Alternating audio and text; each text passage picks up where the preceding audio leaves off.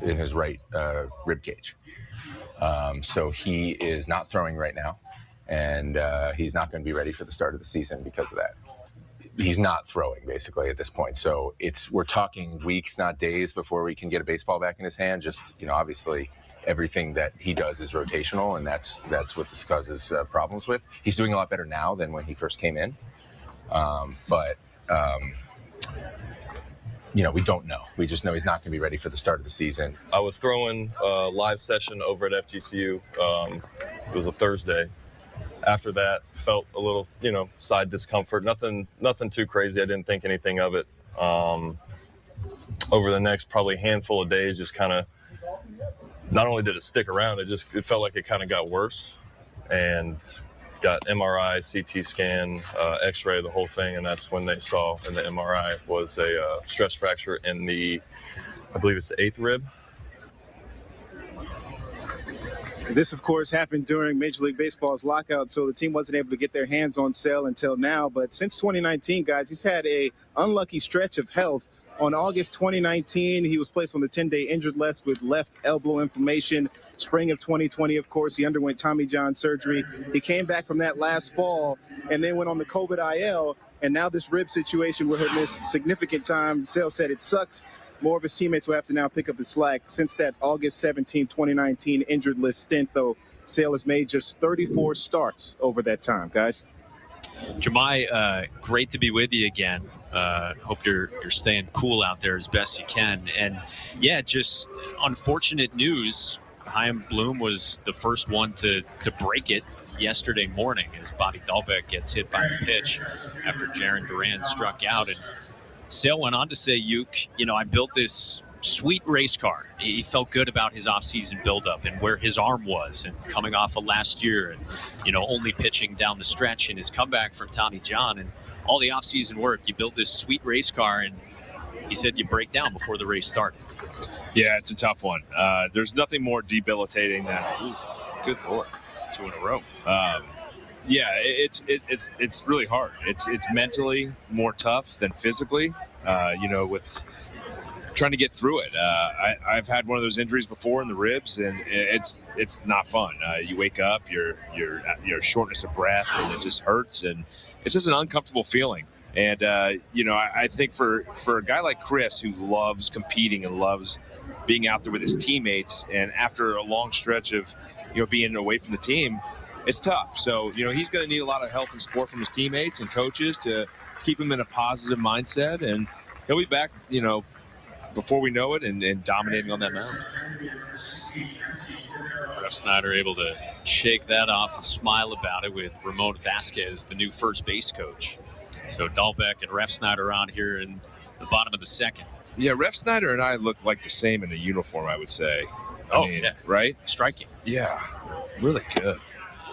No, I mean, that's the one thing in spring training you don't – like with Bobby, he got hit with a slider that backed up. That's the pitch you want to get ready and prepared for the season.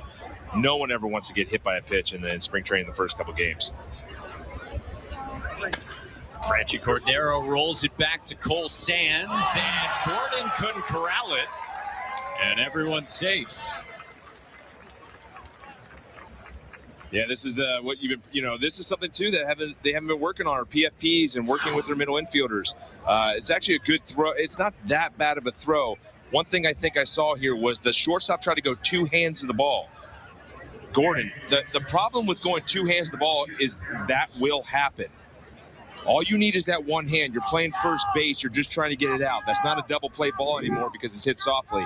So a lot of things I like to talk to young kids, and even my kids I coach in Little League right now, I try to use one hand because that other hand gets in the way sometimes and restricts you, and that's what just happened.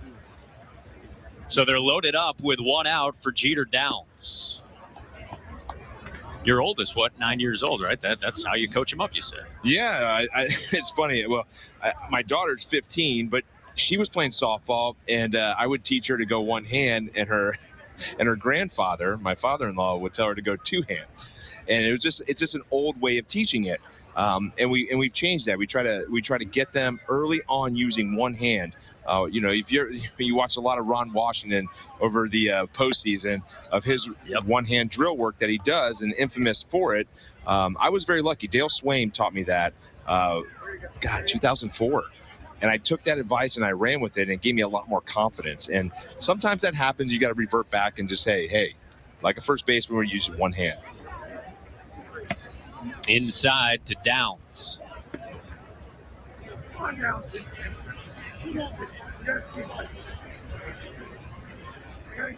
4-run first inning for the Sox, and now loaded here with 1 out in the second. Sands deals.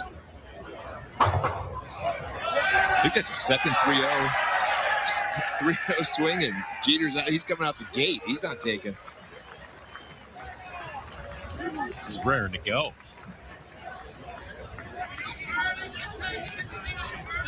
Guy who got added to the 40-man roster in the offseason.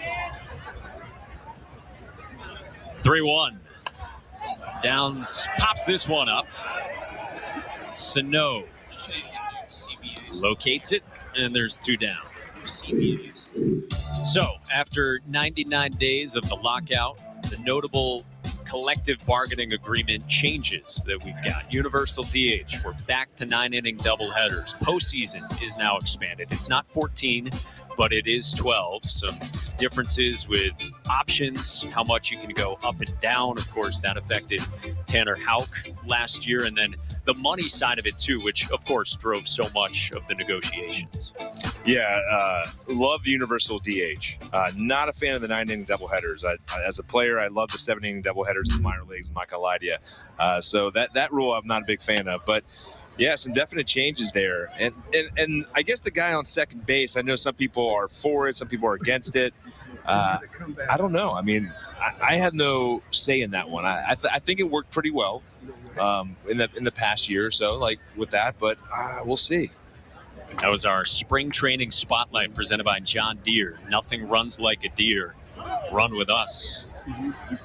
I liked it. The base runner starting on second base. And I had seen it in the minors, having spent a handful of years in minor league baseball before it came to the majors.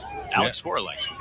Yeah, I saw that press conference with Alex, and I agreed on a lot of that stuff. And that's the thing. That's the beauty of baseball. There's so many different ways of thinking and why you don't want something. And, and one of the great points he brought up was roster building. That is a big part of it with that addition and that runner on second base. But the universal DH for me, I love, because when you watch a National League game, I know a lot of people love the coaching aspect of how you have to coach through it. But it's really hard when you have to have a lot of pinch hitters through I like the DH better. I'm with you. As Yolmer